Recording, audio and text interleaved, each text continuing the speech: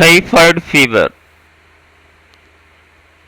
is an infectious disease, waterborne disease.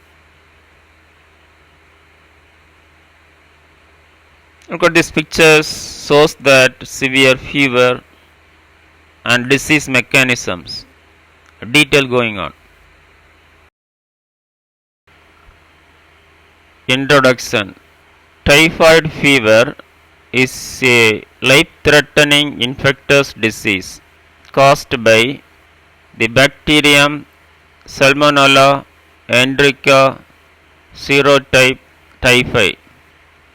It is prevalent in areas with poor sanitation and limited access to clean water.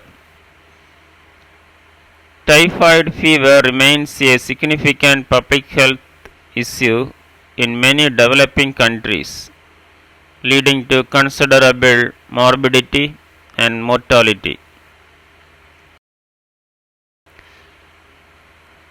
Definition.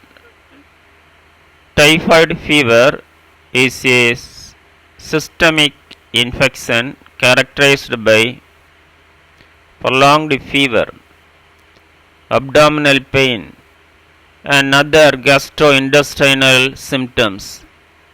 It is caused by the Salmonella typhi bacterium and is transmitted through contaminated food and water. If untreated, it can lead to severe complications and even death.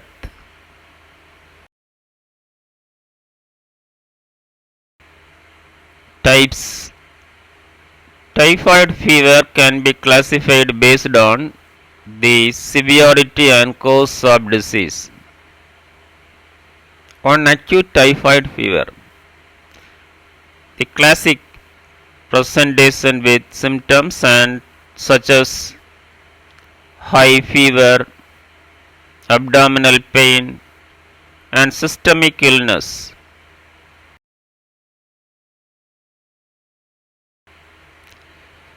2. Chronic typhoid fever. Persistent symptoms, recurrent episodes due to incomplete treatment or bacterial persistence. 3. Carrier state. A condition where an individual harbors the bacteria in the gallbladder or intestines without showing symptoms, but can still transmit the disease to others. Causes. It is caused by the bacterium Salmonella enterica serotype typhi. The primary modes of transmission include 1. Injection of contaminated food or water. The most common route where food or water is contaminated with the feces or urine of infected individuals.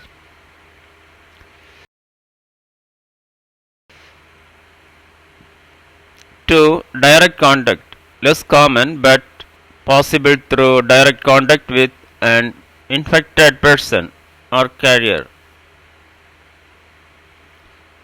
3. Inadequate sanitation.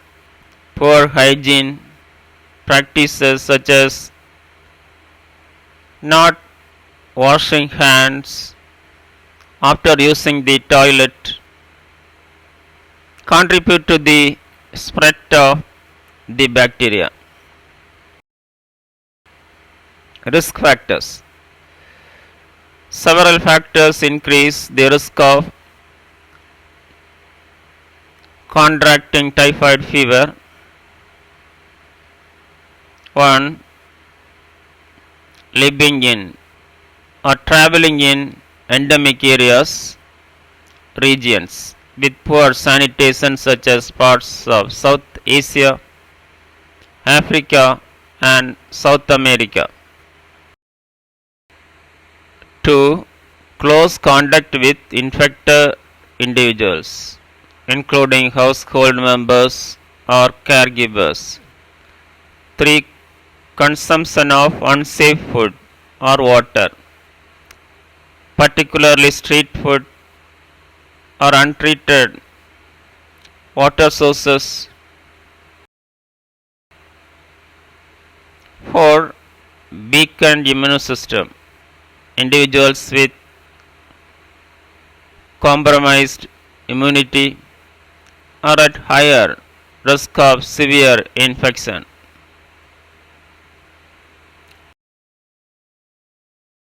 Complications. If untreated, thyroid fever can lead to serious complications including 1. Intestinal perforation, a life-threatening condition where the intestinal wall is perforated leading to peritonitis, inflammation of the abdominal lining. 2.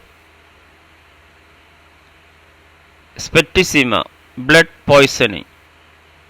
The spread of bacteria into the bloodstream leading to widespread infection. 3. Pneumonia, secondary bacterial infection of the lungs. 4. Myocarditis, inflammation of the heart muscle.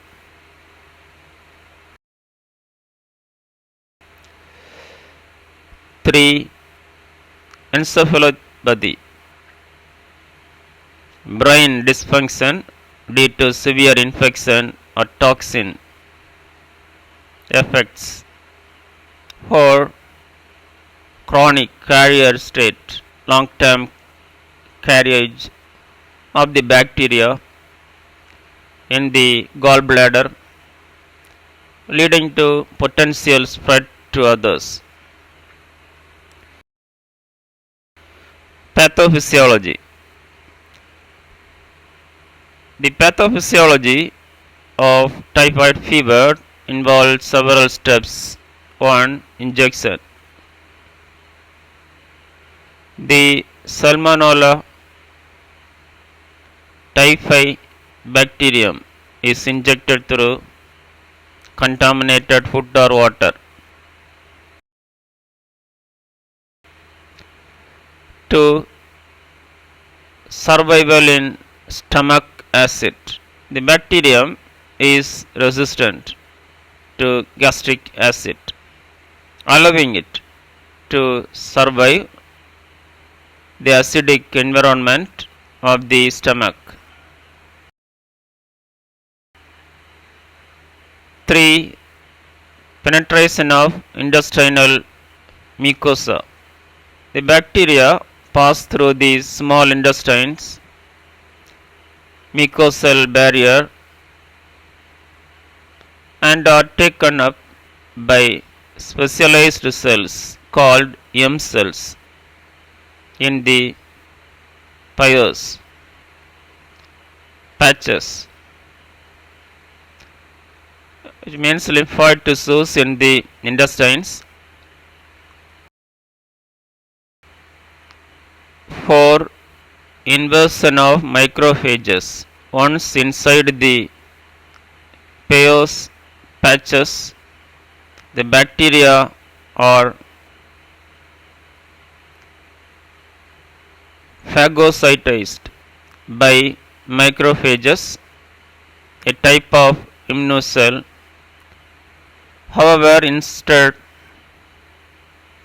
of being destroyed, the bacteria multiply within these cells. 5. Lymphatic and bloodstream spread.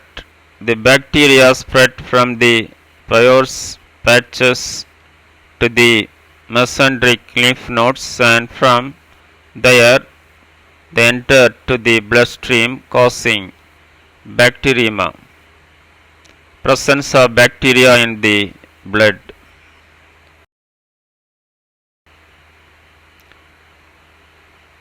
6. Systemic spread. The bacteria disseminate to various organs including the liver, spleen, bone marrow, and gallbladder, where they continue to multiply. 7. Return to the intestines. The bacteria are eventually released into the intestines via the bile from the gallbladder, where they can cause severe inflammation and ulceration, leading to symptoms such as abdominal pain, diarrhea.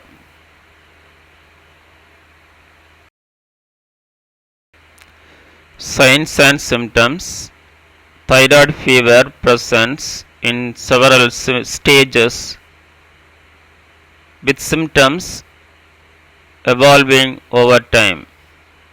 1. Incubation period 6 to 30 days after exposure, depending on the infectous dose.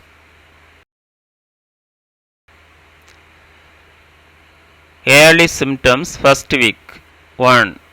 Gradual onset of fever, often rising in a stepwise pattern. 2. Headache, malaise, fatigue. 3. Dry cough, sore throat.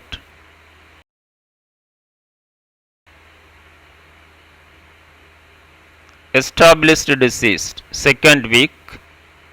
1. High fever, often exceeding 40 degrees Celsius or 104 degrees Fahrenheit.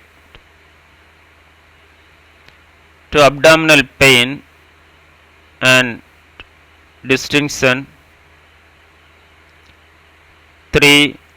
Rose spots, faint, salmon colored, maculopapular rash on the abdomen and chest.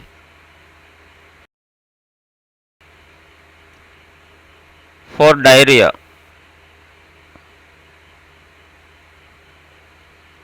5. Enlarged spleen and liver. Complication in third week. 1. Severe abdominal pain due to intestinal perforation or bleeding.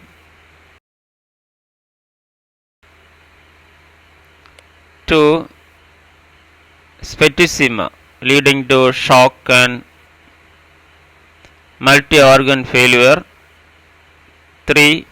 Neurological symptoms such as confusion, delirium.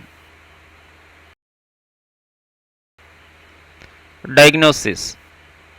Diagnosis of typhoid fever involves a combination of clinical evaluation and laboratory test.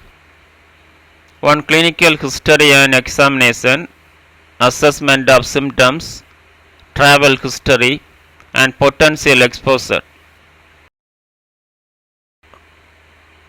2. Blood culture.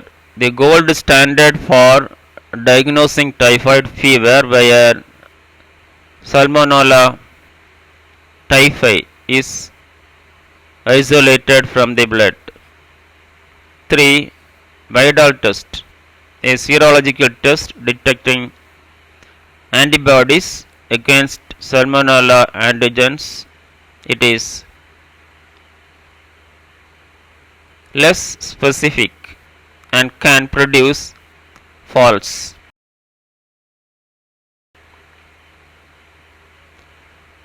Positives. So it is not the primary diagnostic tool. For stool and urine culture used to detect the presence of the bacteria in carriers or late stage disease. 5. Bone marrow culture, more sensitive than blood cultures, especially in patients who have received antibiotics. Nursing diagnosis. Nursing diagnosis for patients with typhoid fever may include 1. Hyperthermia related to high fever and systemic infection, to acute pain related to abdominal cramping and discomfort. 3. Risk for impaired skin integrity related to the presence of rose spots, other skin manifestations. 4. Risk for fluid volume deficit related to fever, diarrhea and vomiting. 3. Imbalanced nutrition less than body requirements related to anorexia and abdominal discomfort. 4. Knowledge deficit related to disease process, transmission and prevention. Management of typhoid fever involves several key components. 1. Supportive care.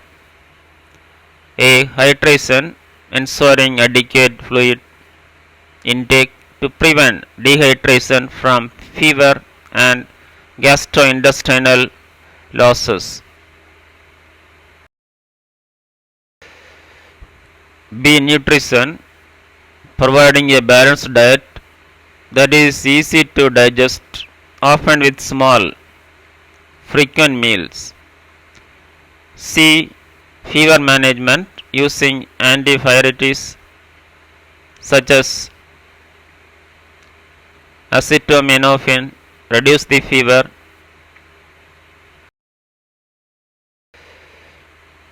To antibiotic therapy. A. First line treatment antibiotics such as ciprofloxacin, azithromycin are commonly used. The choice depends on the local resistance, patterns of Salmonella typhi.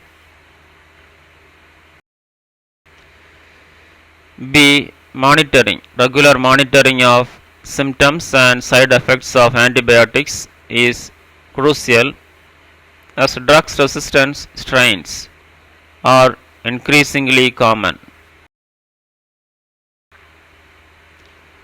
3. Isolation precaution. A. Infection control in hospitalized patients, practicing proper hygiene and isolation techniques to prevent the spread of infection. B. Surgical intervention. In case of complications such as intestinal perforation, surgical intervention may be required. Treatment. The treatment of typhoid fever primarily involves use of antibiotics. 1. Fluoroquinolones such as ciprofloxacin are common used, especially in regions with low resistance.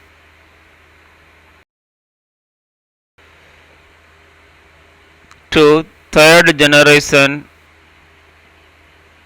cephalosporins such as ceftriaxone are used in case of fluoroquinolone resistant strains. 3. Azithromycin, an alternative in case where fluoroquinolone resistance is common.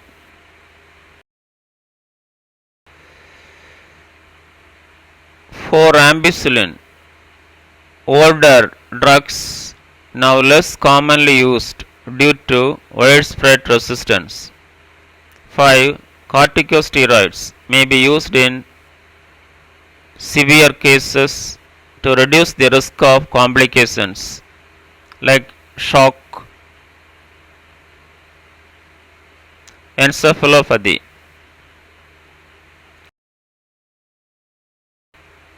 Psychosocial medicine. Typhoid fever can have significant psychosocial impacts, particularly in endemic regions. 1. Fever and anxiety about contracting the disease, especially during outbreaks. 2. Stigma. Carriers or those recovering from typhoid may face social stigma due to the infectious nature of disease. 3. Economic impact. The cost of treatment and time away from work or school can have significant financial implications for affected families. 4. Support services. Psychological counseling and support groups may be necessary for patients and families, especially in case of severe illness and complications. Prevention. Preventing typhoid fever involves several stages. 1. Vaccination. 2 types of vaccines are available. 2. Oral live attenuated vaccine TY21A given in multiple dose. 3. Injectable VI capsular polysaccharide vaccine given as single dose. Booster doses are recommended every few years for those at continued risk. For safe water and food practices, drinking only boiled or bottled water, avoiding raw fruits and vegetables unless peeled, ensuring food is cooked thoroughly and consumed while hot. 5. Good hygiene practices. Regular hand washing in soap, especially after using the toilet and before eating. Proper sanitation and waste disposal. 6. Travel precautions. Individuals travel to endemic areas should be vaccinated and follow strict food and water safety practices.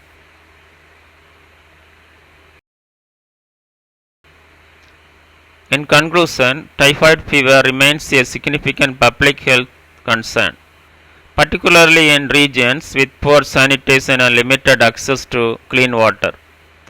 While the disease can be life threatening, it is preventable and treatable with appropriate measures.